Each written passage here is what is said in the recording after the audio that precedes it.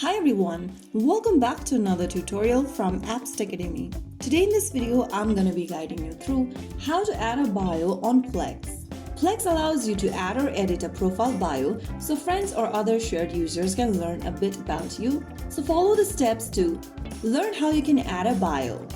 First of all, launch open the Plex application on your device and log in.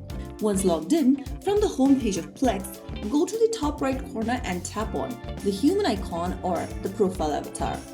In the expanded menu, go ahead and click on Profile. From your profile section, click on Edit Profile at the top and then click on Add Bio right next to the Bio option. On the next page, go ahead and enter a bio for yourself. Keep your bio short and clean as Plex may limit character count. You'll only be able to enter a bio limiting up to 140 letters.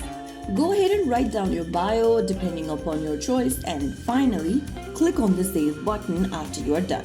And that's how you successfully add a bio to your Plex profile, making your account more personal and recognizable. If you found the video helpful, don't forget to like, share and subscribe to our channel. I will see you again in the next video. Thank you for watching.